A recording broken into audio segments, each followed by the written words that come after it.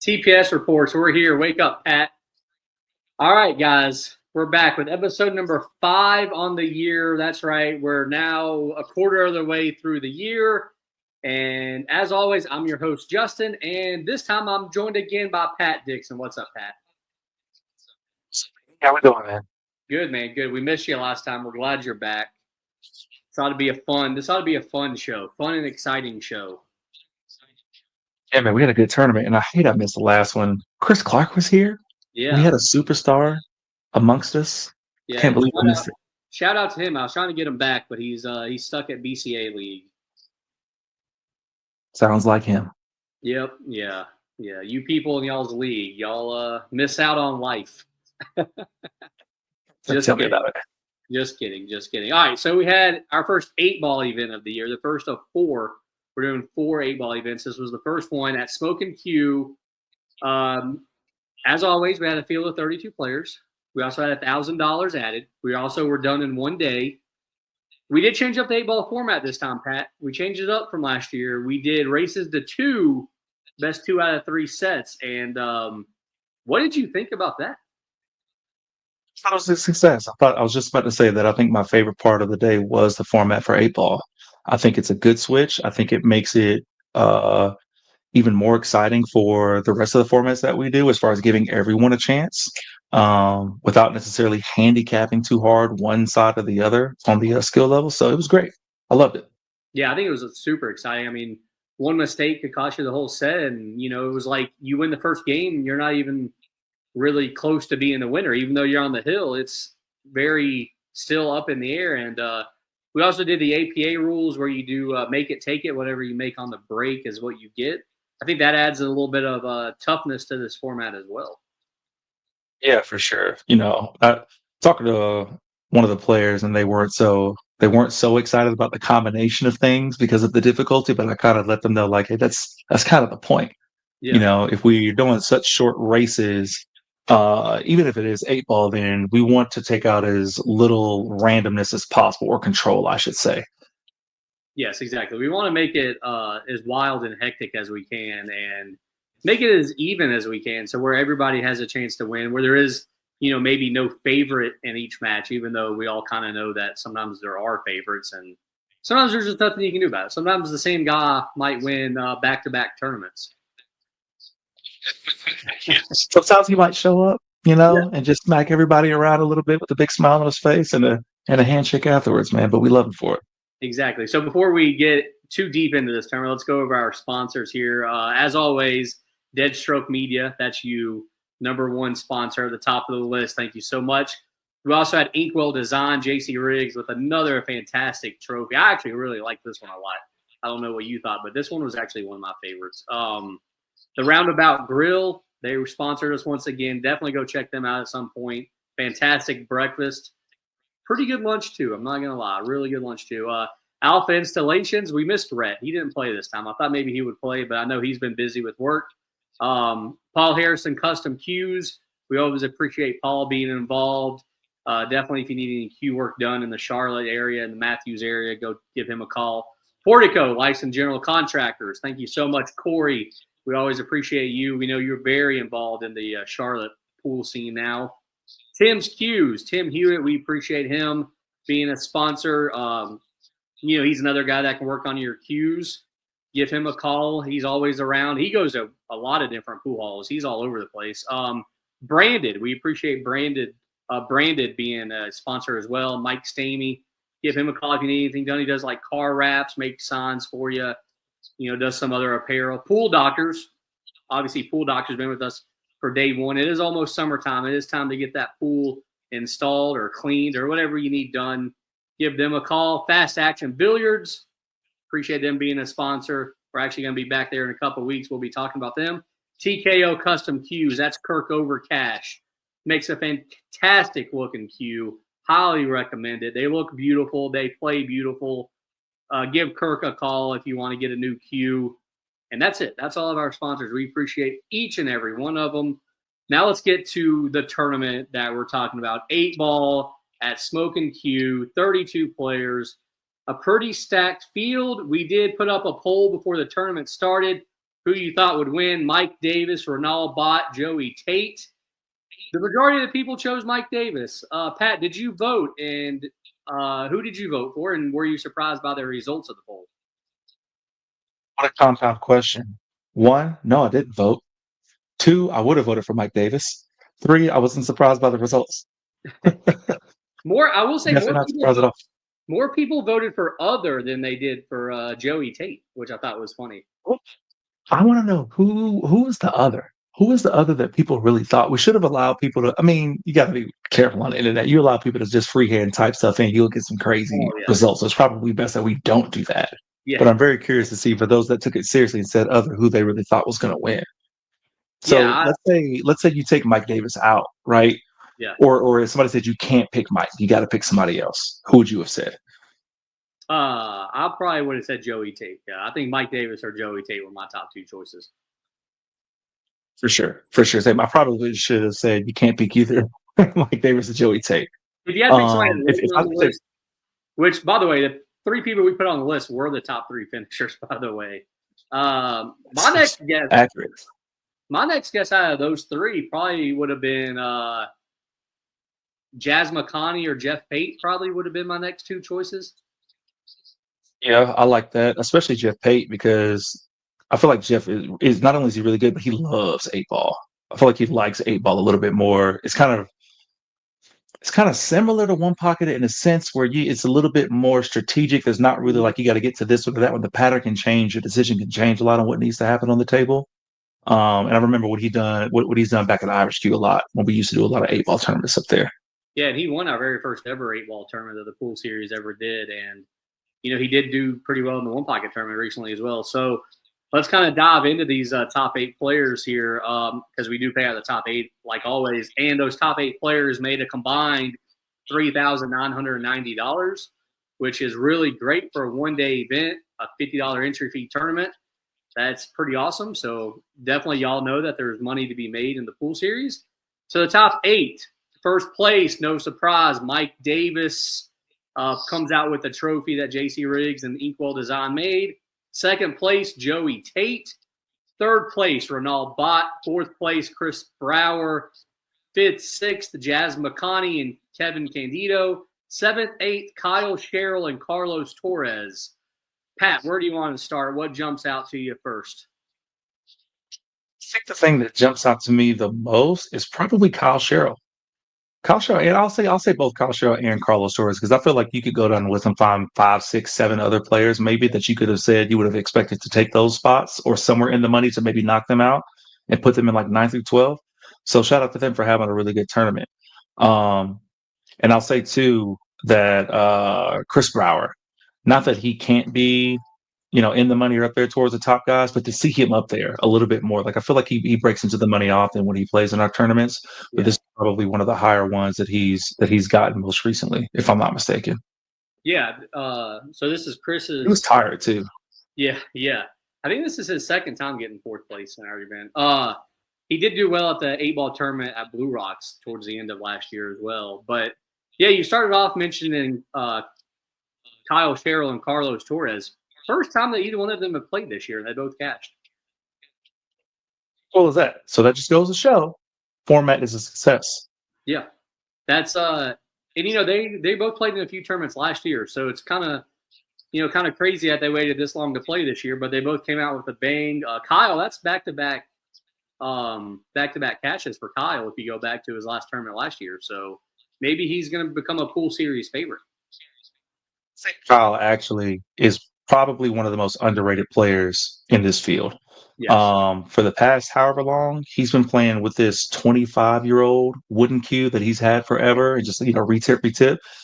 It's little warps in there, the standard thing you'd expect out of maybe a used 25-year-old cue. He recently switched over to carbon fiber. Yeah. And now, and like ever since that switch, like he was on our masters team before we disbanded. But as soon as he switched over to carbon fiber, he just started murdering people. Like it was a new Kyle Sherrill. So it feels very validating to see him crack into the money, especially with how I've seen him play for the first half of this year, for sure. Yeah, it's pretty awesome seeing Kyle progress because I think when he first came to the pool series and started playing in a couple of the events, I think he only won like 1 or 2 rounds each time. And then all of a sudden here lately, he's been winning out of the money or in the money. So maybe he's getting comfortable also just playing tougher competition. And as for Carlos, I think every event he's played, he's been one out of the money, or I don't think he cashed yet, but he's been like right there every time. So obviously, maybe he's a Like force. 13th, 16th, 9th, 12th. Yeah, like 9, 12, I think 13 through 16. So maybe he's a force to be reckoned with as well. If you move on to the fifth and sixth place, you have Jazz McConney getting fifth. This is his second time playing this year. He had a second place, and now he had a fifth place. So maybe if he played more, maybe he would be somebody that we start mentioning that maybe will walk away with a trophy. He's definitely somebody to watch because he has everything that you would need to win except for experience, right? Yeah. If you look at the matches that he lost, he loses to Ronald in a third set, mind you. That's what got him eliminated. And then, well, actually, he lost to Ronald twice. Yeah, he lost to Ronaldo He twice. lost to Ronald 2 times. Yep. Yeah, both of them. He took Ronald 3 sets both times. So he's got the skill. It's not a skill thing. I think it's experience. Maybe it's a matter of his draw as well. Yeah, And that's a then tough. what's his favorite game? It was a tough draw playing Ronaldo second round. Like that's a tough second. Yeah.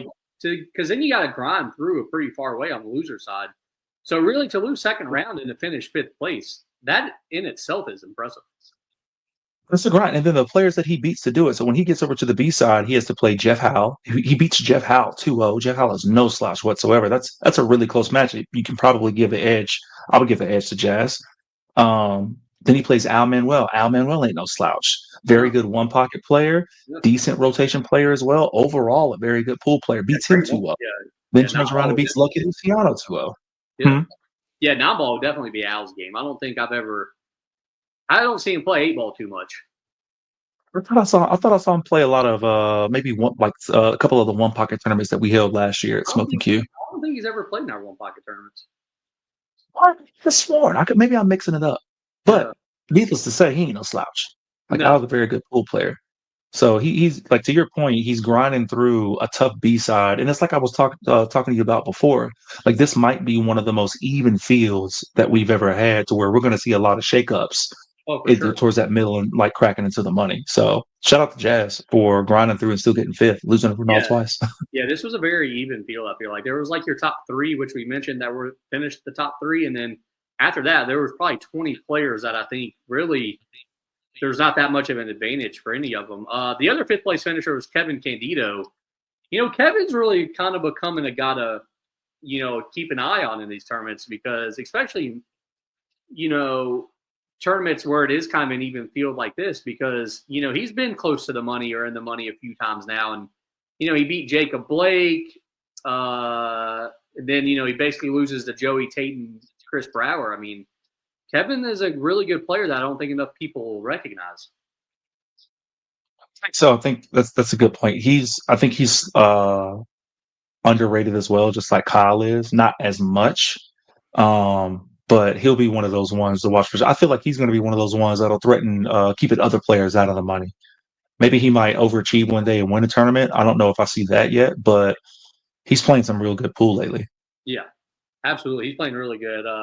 And like we said, we already kind of mentioned the fourth place guy, Chris Brower, a little bit, but maybe Chris all of a sudden, I mean, he's cashed a couple of times here recently, going back to last year. So maybe he's a guy that you need to kind of keep an eye on now as well. I want to see him fresh. You know what I mean? I feel like every tournament he comes to, and understandably so, because he's a busy guy. I mean, he's running a business and raising kids and all kinds of stuff. He's always tired. At this tournament, he said he woke up that morning at 4 o'clock in the morning, doing things and getting ready and all that stuff. So I think even you mentioned later on when we were commentating one of his matches that he's just playing a tired game at this point. Like he's just willing himself. Yeah, that was the last like match. Through the rest of that match. Yeah, when he lost to Ronaldo, you could tell he was just kind of done, really. Yeah, he was running on fumes at that point.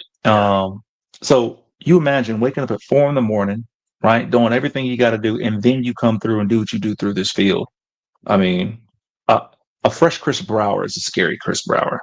For sure, absolutely. Now we get into the top three players. These are our 700 Fargo players. And Ronald Bott getting third. It's about time he has a good finish this year. I think, maybe we kind of been waiting on it. And honestly, I kind of been waiting on him to get another trophy. But if you look at his tournament, man, he did not have a match, where he could kind of let up a little bit. Every match he played is against somebody that could have possibly won the tournament. Yeah, I would say that too. Outside, well, yeah, maybe outside of like Carlos Torres, but like all of the other ones, I think you're exactly right. Chris Brower could have won it. Joey Tate was in the finals. Jazz could have won it. Mike won. He played Jazz twice. Brian Curzel, Yep. he's He's cashed. right there, 600 Fargo. He cashed, and he's doing what we always. Well, how should I say this? In this tournament, he finished and did exactly what I think we would expect him to do. Right, Yes. short of winning one. I don't necessarily hold my breath anymore with him because he finally got over that hump and got himself a pool series trophy last year. So it was kind of like, oh, I got that monkey off my back. Yeah. But I think to your point, it's time to see that consistency again from the hometown hero. You know, Yeah, for sure. him finishing top three more, getting to the finals, and then just being right there to where he can cross over that hump again, make some more points, and get another trophy.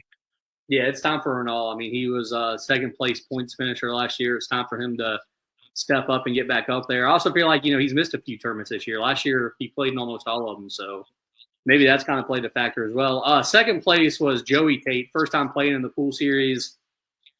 Kind of came out with a bang. I don't know, Pat. I mean, what did you think? Have you seen Joey Tate really play before? Oh, never. I've always seen him on TV, maybe sometimes here and there at the professional tournaments, but never got a chance to see him up close. Nice guy, great game, Yeah. insane game. I'd probably say the strongest part of his game is probably his shot making. Oh, His yeah. shot making is unreal. I mean, deep cuts, blind pocket cuts, long distance straight angle, whatever you want. And then right after that, he's got excellent cue ball control. The dude he's a force. And you said it, 10 years, we're going to be cheering for him in the Moscone Cup. That Yes. path is inevitable. Absolutely. I mean, honestly, I hope he plays in more pool series events because I feel like, maybe seeing him get to the point where all of a sudden he's the one winning every event, that would be kind of fun to see because, him and Mike, that could be a good battle that we could see in the finals a lot if he plays more. Yeah, and I feel like we could say the same thing about Runal, not to backtrack on him, but same point, if both of these guys were playing more pool series events, we need somebody to dethrone the king. It's Yes. always cool to have that super strong player in there and have guys like Mike Davis, but somebody's got to come out and dethrone the king, man. And I think one of these two guys, especially Joey Tate, has the best chance of being able to do that. You throw Hunter White's name in there too, but Yeah. I would love to see more of Joey. Yeah, I would love to see Joey as well. Like you said, dethrone the king, Moscone Mike, with another win, his second win of the year. He won the one pocket. Now he's winning the 8-ball. And man, I'm gonna be honest with you. Coming into this tournament, I wasn't 100% sure if he could win because he didn't do that well at our last event at Fast Action. He did cash, which is a good finish. But for Mike Davis, if it's not a top 2 or 3, it's not that great. But something happened during this tournament, man. He wins his first 2 rounds against Carl Saunders and Kyle Sherrill as he is supposed to. But then he's about to play Chris Wrigley, and all of a sudden I look over and he just looks really focused while he's practicing. He mentioned in the interview that we did that he doesn't know if we can tell, but he gets scared or nervous when he goes up for every shot because he just doesn't know physically like what's going to happen, like with his Yeah. tremors and things like that. And he always talks about being at close to about 50 or 60% of what he feels like he used to be. And he doesn't really think that there's a life where he gets back to that 80, 90%. Because if he is, then he's going to play in some events, right? Like overseas and such. But he said today, on that day of the tournament, he said he felt like he was at about 70 and he hasn't felt that way in a long time. So I think that might be the moment that you saw against Chris Wrigley where he was locked in at that 70% Moscone Mike. Yeah, because after that match, man, I really didn't see like next up after that he plays Ronal, and that does go to a third set, and that was the only one of Mike's that did go to a third set. But even then, it wasn't because Mike played a little bad. It was just because Ronal's a great player. But then he beats Joey back-to-back matches, and I think Mike literally missed one ball in those 10 racks or however many racks it was. And I think up to that point too, Joey ain't like he didn't lose a rack or a set or something Joey, like that. yeah, Joey How long was it? before. Let me see here. Hold on. I think through his first four matches. Let's see, one, two, three. Through his first four matches, yeah, Joey had only lost two racks until he played Mike. How insane is that? So you're Yeah. looking at what Joey did across the other side of that table. You have to have somebody like Mike Davis that's going to be able to stop that. Yep. A 70% Mike at that. So he was locked in, bro. Yeah. Yeah. He was, like I said, he was locked in. This was vintage. This was vintage Mike Davis. I enjoyed watching it. As the day went on, he got better and better. And he even said that in, I think, the finale interview that we did with him. Let's talk about some of the players that didn't cash. Maybe, we always kind of like to mention a couple of them. Maybe we were a little surprised they didn't cash, or maybe we thought they would cash. So I'm going to go ahead and name you three that I thought that might be up there that didn't get there. First and foremost was Jeff Pate, who finished 17th. I thought maybe he would probably get there. Next up was Al Manuel, who finished 13th. I thought he would probably get there. And next up was Tim Nelson, who finished 9th. I thought Tim could probably get to the cash. He was going to go for back-to-back cashes because he cashed at Fast Action. So those are three guys that, I would just want to give a shout out to that, I thought maybe they could get there, but maybe they ran into a tough draw. I don't know. Do you agree with those three, or is there somebody else that maybe you thought would cash that didn't get there? I like those three. The ones that stick out to me was Javier. I thought Javier? Javier would cash. He definitely has the capability of doing it. He's been playing very well like the past 6 to 8 months. He's cashed a few You times know, at ball events throughout the years. yeah, and he's been winning tournaments elsewhere. And just I just see his name a lot. Up You got to there, top wonder. finishing. You got to wonder if a T got him too, because Friday night he won a tournament, so maybe he was out late. There you go. There you go. So that makes a lot more sense. But he was a name that stood out. Yeah, Um, and I think outside of that, I think that's it, man. I like your three, and I would just throw Javier in there as an honorable mention as well. yeah. I mean, yeah. Javier's a good one too, as well, just because he has cashed a few times. Like I said, and he's cashed a few times in our 8 ball events. Um, Yeah. yeah. So overall, like you said, it was a very tough field, man. This was a strong field. I enjoyed it. There was a lot of good matches.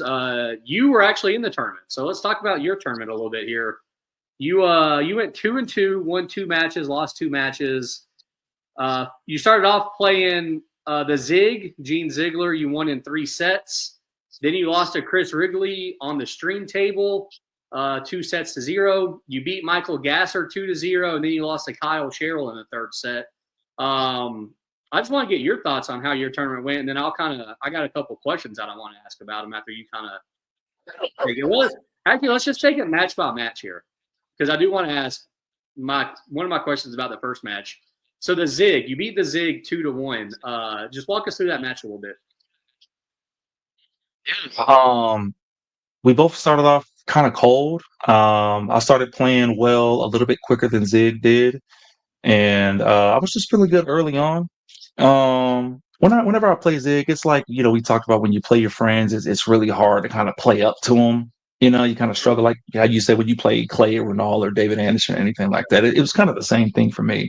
But for the most part, going into the first one, especially knowing that I was playing the Zig, I really tried not to have any kind of expectations for myself. Like just go out, have some fun, play some 8 ball, try to play my best match that I could. Um, and thankfully it worked out. Yeah, it looked to me like you were playing pretty good. I watched a few racks, and I was kind of surprised it even went to a third set. But the question I want to ask, because I never took lessons or anything, and I know you have taken some lessons from the Zig. Like, how does it feel like beating the guy that you know kind of taught you? You know what I'm saying? Like, because Yeah, I never feel a got to. lot like Yeah, I've never got to experience that. Like, I could say I learned a lot from some players, but I never actually, like took a lesson from them. you remember in Star Wars, the Nope. good ones, when Vader struck down Obi-Wan. Which Obi-Wan one's stood like Obi? this. Which one's Obi-Wan? Dare you? Okay, you don't disrespect the Wars guy. It's a But no, I series. mean, I don't know. I don't know that I really like. I don't know. I don't know how to answer that because I don't go into it looking like, oh, I want to beat him because he's my coach, or I want to show him that like And I'm show him not what I've thinking, learned. yeah, and I'm not thinking that. I'm just saying like after the match is Yeah. over, like do you go like, is there like a different, like is there a different emotion, I guess, than after you win like another match? You know what I'm saying? I mean, if I beat Zig, it's validating that what I'm learning and what I'm trying to apply to my game works because I know he's giving me everything he's got. You know what I mean? Um, and then when I leave from him and I go and I win something, I mean, there's a little bit of an extra notch when I do beat Zig. It's a little bit of a different feeling, I guess, if I can answer your question, because Yeah. it's more of a validation than anything. Like, I okay, know what I'm I've doing been is on the working. opposite. I've been on the opposite, and I've given people lessons, and I've been the teacher, and I know I always want to beat those guys. Like I 0%, like 0% of me wants to see them beat me. I don't want to know what that's like. Luckily, it's never happened. Luckily, everybody that I've taught, luckily they have yet to actually beat me. But which maybe I'm just a bad teacher. Maybe there's that too. I don't know. But yeah, I know being from that side of the fence, I always want to win those matches. So I wasn't sure what it was like, on the other side of the fence. It's tough right now too because Zig is not in the he's not in the best physical shape. The guy needs a knee replacement. He needs back surgery. Like he's working on some things with his physical health and also his mental game right now as well. So I know I'm not really getting 100% of him, right? I'm Right. getting a version of him that can just get through a game. Yeah. So that's why I kind of say like it's validating, but at the same time, I want to play him a year from now. You know what I Okay. mean? When he's a lot better than what he is right now. Yeah. Then I could tell you. So next up, you played Chris Wrigley on the stream. Did the nerves get you, like just playing on the stream? Because I really felt like the way you played against Zig and the way you played against Chris was kind of like night and day. I agree with that. It wasn't the stream at all because I play on camera all the time. Um, I just couldn't get going. It was just one of those things. Like for me, it was that game for me was I was just working on my mental game. With as bad as I was playing Yeah. internally, I was just working on just staying calm, like not good, not bad, just even keeled. I ended up having like one good run to win a rack here, but I just couldn't get going on that game. Yeah. Couldn't tell you. I don't know if it was focused or not, but it wasn't pressure from the stream table. All right, it happens. Next up, I thought you played Michael Gasser. You really kind of yet to see him really play. I think this is the third time he's played in one of our tournaments. Played once last year and twice this year. How good does Michael play? I know he's a super nice guy, and I love when he comes and plays, and hopefully he comes and plays more often. But I mean, how good does he play? Was that a match that maybe you were supposed to win? I know, according to Fargo, I think you were supposed to win. According to Fargo, he's the favorite. Oh, okay. But I'll say that, Yeah. yeah, he's like a Fargo Oh, yeah, you're right. 527. I'm 509. Yeah, you're Yeah. right. So pretty even matchup, I would say. It was one of those ones I think we kind of switched bodies. I was the Chris Wrigley in that one, and he was the Pat Dixon in that match. He couldn't really get going, and I was actually doing a good job of punishing and making sure that I didn't give him a chance to get going. So that was Actually, that was just one of those matches I kind of turned it around. nice, and that's actually the same way that he described it to me after he lost and he was heading out the door, and he kind of talked to me for a second. Your last match was against your partner in crime, Kyle Sherrill. Went to a third set. I think that's honestly to me that's a pretty even matchup. I think maybe slight edge to Kyle just because he's proven that he can get there to the cash. But I mean, what happened in that match? I mean, was it? It looked like it was a tight match. Dude, no one, the world will never know, but that match should have been on the stream table. That match, Oh yeah, Justin, was y'all the both match kicked of in a the ball whole in the same tournament. rack. Yeah, y'all both kicked in a ball in the same rack. It was crazy. It was nuts. We were playing perfect defense on each Yeah. other. We were kicking perfect on each other. We were missing eight balls on each other. Like it was, I mean, I ended up doing like almost a full table jump when he hooked me, cutting the nine into the top pocket, and the cue ball just kind of skips up onto the rail, pauses, and then rolls off. Even though I made the shot, the match was one for the Bucks. And then the fact that it went down to like the hill at the last moment, or hill last set, Yeah. it was exciting. I actually like my back went out. We Yeah. were tied up 1-1 in set number 3, and I just caught like a weird tweak. Um, and that was kind of it for me. I was kind of just like thinking about that, and then ended up smoking an 8 ball, and allowing him a chance to do like a 3 or 4 ball run out. So it was a combination of that, but he was also like we were both playing really well, and he just made less mistakes. Yeah, that was a really good match. We all a lot of us kind of watched it because we were at kind of an interlude on the stream table, so we kind of got to peek over and watch y'all play. But that was an exciting match. It was a good tournament for you. I mean, it was a good, you had some good matches. I don't think no shame in finishing where you finished in this tournament at all. So, keep your head up.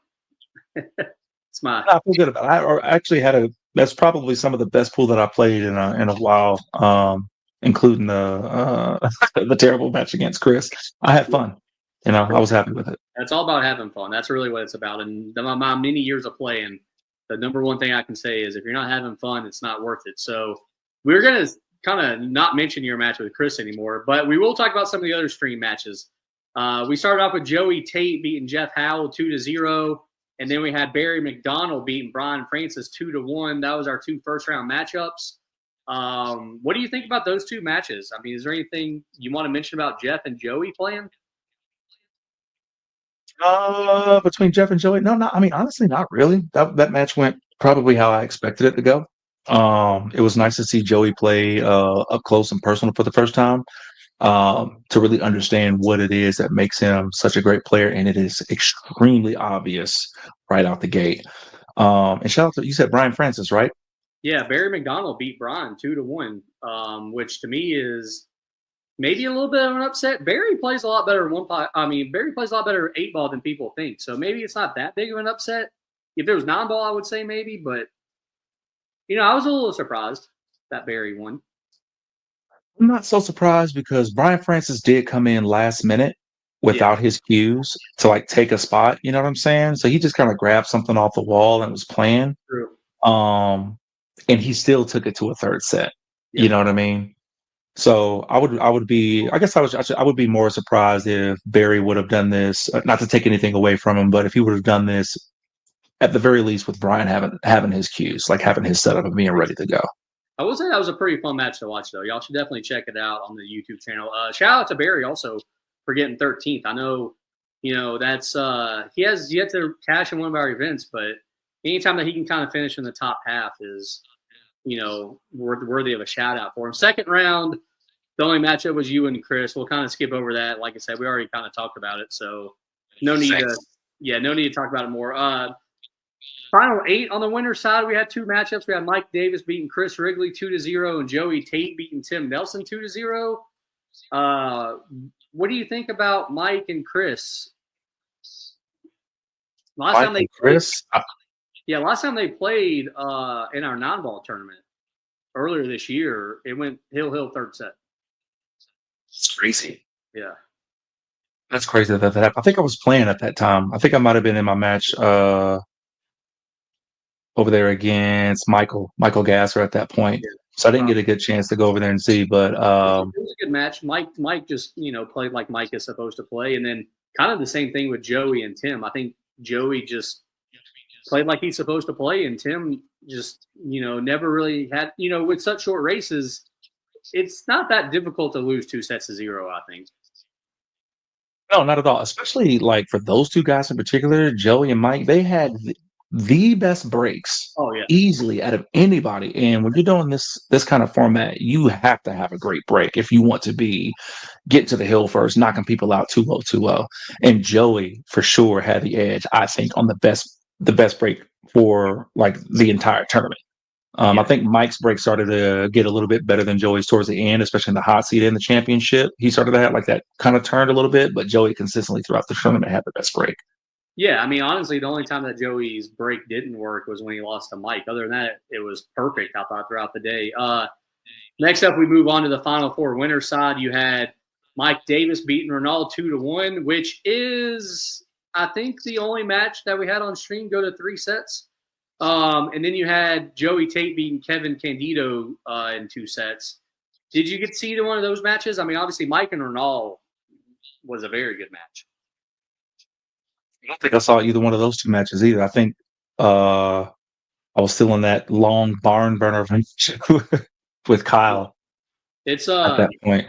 Well, Ronald and Mike basically did what Ronald and Mike do, which is play really good. And like I said, that was just a solid matchup, man. I highly recommend watching that one as well. And then With Joey and Kevin, actually, Joey missed a couple balls in this match, and Kevin had a couple chances, to possibly steal a set. He just couldn't capitalize either. It was like Joey would make a mistake, and then Kevin would be like, "Oh, I think was caught off guard that he got to the table." Was this the match where towards the end Kevin was just kind of beside himself, rubbing his head because he couldn't believe how many Yeah, like the misses that he was having? Then yeah. I do remember this match, and yeah, I agree with that 100%. It was like I don't think any of us expected Kevin to get the chances that he got. And then You know, when he got him, I thought, that he would be able to get out and make this a match. right, right. But that pressure of not knowing that you're going to have a chance is like, oh, so I actually do have a chance. Now I'm outside of what's happening in front of me. So that added pressure, you start making mistakes and you start missing shots that you normally wouldn't miss against other opponents, where you're expecting to get back to the table. So when you do, you're ready. And sometimes that's what happens when you're a great player. You can just your presence makes people miss against you. Exactly, Mike Davis. Yeah. Next up, we went to the loser side, and we had a seventh, eighth place match, which was Jazz beating Kyle Sherrill 2-0. I think Kyle just kind of ran out of gas at this point. I mean, Jazz is probably supposed to beat him, but Kyle didn't really put up as much of a fight. It looked kind of like, endurance is a key factor in these one-day events, and a lot of times the player with the best endurance, is probably going to finish top four just because they have better endurance. And I think that's what happened here. I think Kyle just ran out of gas. Yeah, I agree with that.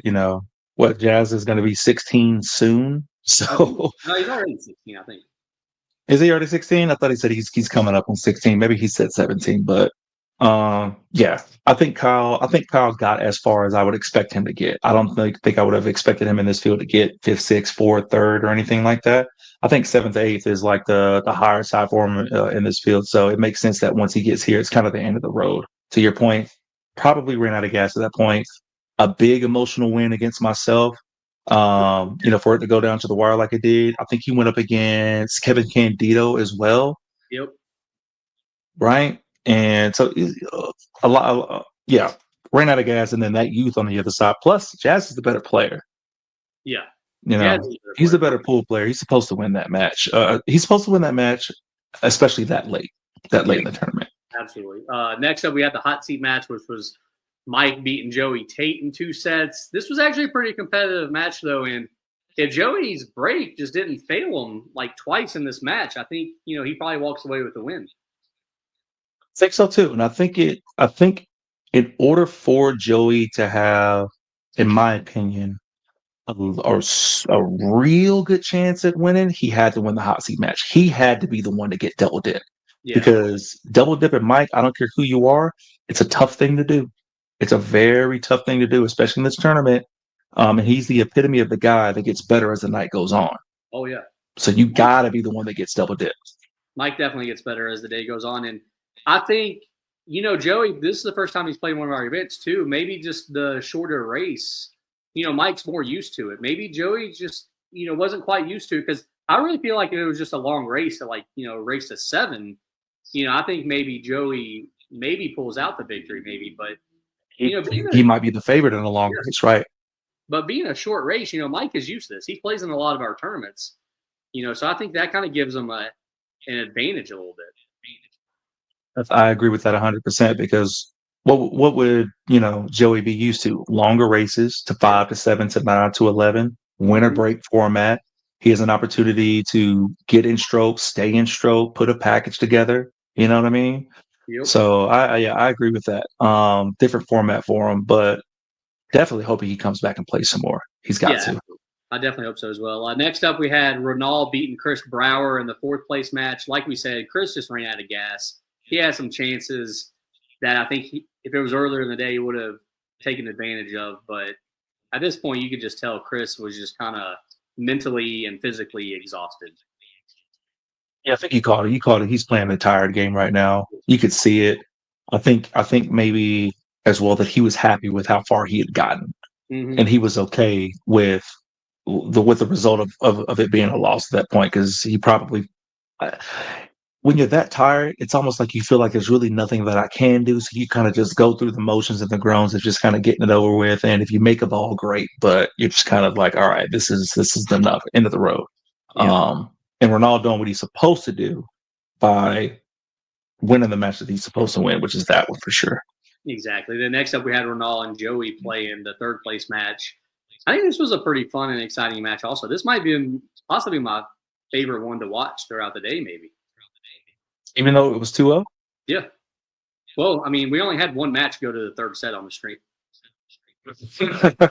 That's true. That's true. Was there anything about this match that made it like so exciting for you? Was it the fact that they're kind of a little bit closer together than say like Runal and Mike? Yeah, just the fact that they're close together, and I think it was. I don't know. I thought it was pretty well played. I mean, I don't remember either of them really making mistakes. Really. Yeah, yeah, I agree. I would say too that I would also I expect Joey to win that because Yeah. he just has a different level of experience going and playing in some professional major tournaments, Mm-hmm. so much higher pressure he's been able to play under. And I think all roads pointed to Joey being in the finals no matter what, whether it was from the hot seat or the B side. I think it was inevitable. So as well as that game was, I think it was not to say that there's nothing that Ronaldo could have done, but I just think that Joey at that point was still just a force to be reckoned with that only Mike Davis could stop that night. Yeah, I think Joey showed up, and if he didn't make the finals, it would have been very surprising and probably a disappointment. I think not just for him, but also for the fans and for us. And we would have missed out on the final match, which was Mike beating Joey 2-0. What was your thoughts on the final match? Final match went probably just like I expected it to go. I wished it would have gone. I wished one of two things that either the first match would have gone to a third set, no matter what happened, or we would have just had to see like Joey Tate wins it. Now we got to go to a grand finals to really settle this. I think that might have been like best case scenario. But again, Mike being who he is, playing on the highest stage of pool at some point in his career, and being that locked in Mike Davis, like you said as well, he got up to about 70% of himself, his words. And he's a hard guy to stop at 50. He's at 70. Have Yeah, fun. it's tough to beat him like that, man. Overall, it was a great tournament, man. I enjoyed it. I enjoyed this format of 8 ball. I think this was a lot of fun. I'm looking at the point standings now here, quarter of the way through the season, and Mike Davis. I mean, is he getting to the point where he might be tough to catch up? He's in first with 600 points, 300 points ahead of second place. I mean, do you think Mike has almost got it locked in? Because he's probably going to play in, I would say, at least half of the remaining events. I wouldn't say that it's locked in yet. Um, Ask me that again in July. Yeah. All right. Halfway Let's point. see where the standings are in July. Yeah, about the halfway point. What I expect Mike to play in most of the events that we have through July, gets this insurmountable lead, and then once we get around to like September, October, we're going to revisit where the points are. If anybody's close, he's coming back and he's going to play. I can see that. I feel like he might take a hiatus off and go play in some other tournaments and kind of try to win some money over there, and then come back here towards the latter part of the year to start gearing up for the championship because he's going to be in the championship. Absolutely. Absolutely. Yeah, for sure. Yeah. Yeah. Top 64 make the championship. Tim Nelson's fifth right now. I think that's good to see. He's like the first one on the list that you would say, he's the first one on the list that hasn't won an event yet. So obviously he's doing pretty good. Ronald Bott's top 10 now. Chris Clark's top 10. Hank Powell's up there. We got some good players on this list. You're tied for 34th, so easily in the top 64.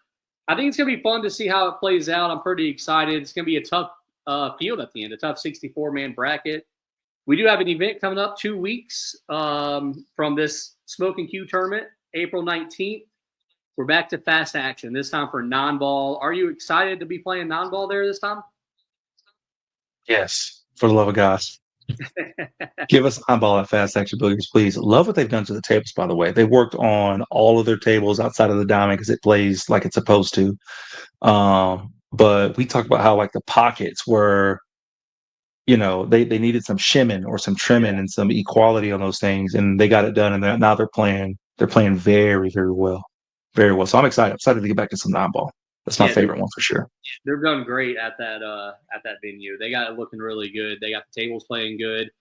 It's just a really good spot, man. I do like Fast Action. I'm glad that we're going there back there again. And yeah, like you said, we're back to non-ball, and this is a run of non-ball tournaments that we got coming up. We got our next 4 events are non-ball. Our next 4 are all nine ball. Yeah. Oh man, what a time to be alive! That's gonna be so much fun. Yeah, because we got Fast Action non-ball, then we're back to Brass Tap for non-ball. Then we got our one bar box event of the year, which is non-ball, and then we're at Break Time and Carry for our one and only visit up there for non-ball. Then we go back. Then we go back to mixing it up a little bit. Nice. Okay, so after our nine ball road trip, what are we getting back to then? We going to one pocket? Then you go back to 8 ball, actually. Then we go to eight. Okay, okay, Yeah, 4 nines and an 8. I like that. It sounds like a good hand. and then a 10 ball. Oh, this is about to get. Yeah, this is gonna be Yeah, good. yeah, We might see. We might see a real big shakeup in like from second to fourth place over the next 4 or 5 events. I think. for I sure. don't know that we see too much Josh Heater. You know what I mean? I think Yeah, we see a little bit more Hunter White. I think we see a little bit more Runal Bot. You know, I I think think there's going to be Time for Hank Powell to come along and jump up there. Al about to be coming back out here as well, right? That top 5 is going to look real different in about a month and a half, 2 months. Yeah, it's gonna be a lot of fun, man. I'm excited for the pool series this year. It's been a good time. Pat, I think this has been a fun show, man. I mean, is there anything else that we haven't talked about from the Smoking Q 8 ball tournament? Shout out Smoking Q. Oh yeah, Love when we do tournaments there.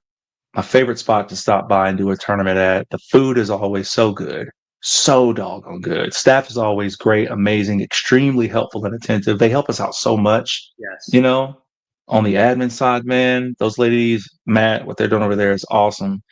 That's all I got, man. Just wanted to shout them out one good time. We really appreciate you. yeah, dude. I'll always love Smoking Q. It's a great spot. Yeah, shout out to Matt Riggs. Shout out to the staff. Shout out to Chris Clark also for taking photos, even though Oh, he didn't join us for the show. But shout out to taking the photos. Shout out to Brian Francis for his great commentary. I think he does a great job behind the mic. Yeah, everybody likes the Pope, and yeah, just keep following along with the pool series on Facebook. Maybe vote. Maybe we'll have some more polls up here soon. Go check out the photos.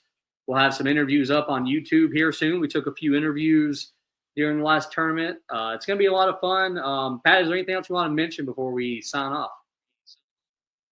uh, man.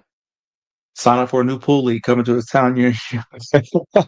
Outside of that, we will see you guys at Fast Action, some nine ball. Cannot wait. Yes, I cannot wait either. TPS reports for Pat Dixon. I'm Justin. We'll check you later.